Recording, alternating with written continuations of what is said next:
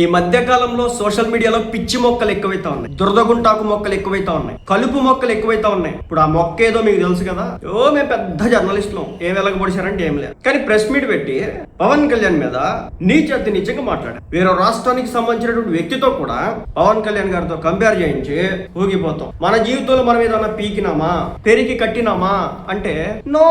ఒక పారాసైట్ మాదిరి రోజు ఎవడో మీద పడి ఏడ్తా వీడియోలు చేస్తాం. ఒపీనియన్ చెప్పొచ్చు, తప్పు కాదు, రుద్దకూడదు కదా. ఒకప్పుడు మనకేం లే, వెనకాల బీజేపీ పార్టీని తిట్టడం, చంద్రబాబు నాయుడు గారిని తిట్టడం, పవన్ కళ్యాణ్ గారిని తిట్టడం మనం పనిగా పెట్టుకున్నాం. వచ్చింది అక్రమ మార్గాలు ఏదో వచ్చి పడింది మొక్కకి. సో ఆ మొక్క కాస్త ఇప్పుడు వృక్షంగా మారింది అనమాట. ఒక జిల్లేడు చెట్టు ఎలా అయితే ఎదుగుతుందో అలా ఎదిగింది అనమాట. అంటే పనికి రానటువంటి కొన్ని జిల్లేడు చెట్లు ఉంటాయి అనమాట. విష వృక్షాల విష మొక్కలు ఆ మాదిరి తయారైనారు. వీళ్ళకి ఎవరు నచ్చకపోతే ఒక పాలసీ ఉండదు, ఒక పద్ధతి ఉండదు. మనం టార్గెట్ చేయాలా, మనం తిట్టాలా, మనం నోరేసుకొని పడాలా. మన గురించి మన పేరెత్తి ఎవడైనా మాట్లాడితే కనుక వాడి మీద వెళ్ళి కేసు పెట్టాలా, వాడిని టార్గెట్ చేసే విధంగా చేయాలా. ఇది మన బతుకు. మనం మాత్రం నోటుకు వచ్చినట్టు అడ్డగోలుగా ఎవడి మీద పడితే వాడి మీద పెడతాం. మన బతుకు వచ్చేసి లేచిన కాడ నుంచి మనం వాడి మీద వీడి మీద ఏడ్చేస్తాం. కానీ మన మీద మాత్రం ఏడిస్తే, మన గురించి మాట్లాడితే మాత్రం నొప్పి పుట్టి పడతా ఉంటుంది. సో ఇలాంటి పిచ్చి మొక్కల్ని, ఇలాంటి కలుపు మొక్కల్ని, ఇలాంటి దురద గుంటాకు మొక్కల్ని ఎంత దూరంగా పెట్టుకుంటే అంత మంచిది. ఈ రోజు మాకు లైట్ కంటిస్తున్నారు కదా, సమ్మగా ఉంది కదా, మాకేం నొప్పి పుట్టట్లేదు కదా, మా కోసం ఏదో గొంతిప్పుతున్నట్టు ఉంది కదా అంటే నీది కాదు అని ఒక రోజు వచ్చింది. ఆ రోజున పిచ్చి కుక్కని చేరదీసి రోజు చికెన్ బొక్క పెట్టినా సరే దాని బుద్ధి మారదు.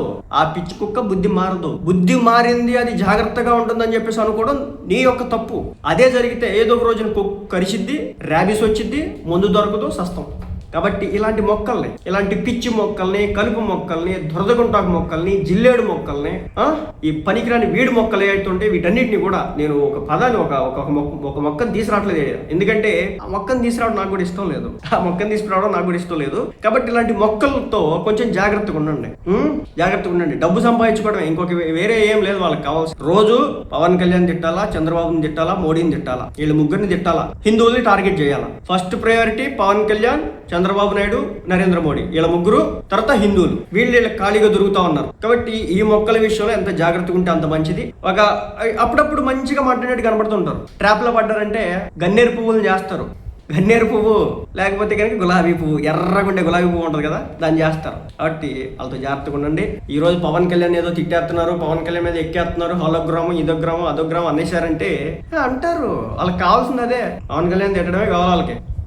ఈ రోజు మా మోడీ తిట్టలేదు కదా, పవన్ కళ్యాణ్ టార్గెట్ చేసినారు కదా, మోడీని టార్గెట్ చేసినారు కదా, హిందువులను టార్గెట్ చేసినారు కదా అంటే రేపొద్దు మిమ్మల్ని కూడా టార్గెట్ చేస్తారు. దాంట్లో ఎలాంటి మొహం. కాబట్టి పిచ్చి మొక్కలకి, గజ్జి మొక్కలకి దూరంగా ఉండండి. అంటే దురదగుంటాకు మొక్కలకి దూరంగా ఉండండి. ఆ మొక్కలు, ఆ చెక్కలు అవన్నీ మీకు తెలుసు, నేను కొత్తగా చెప్పాల్సిన పని.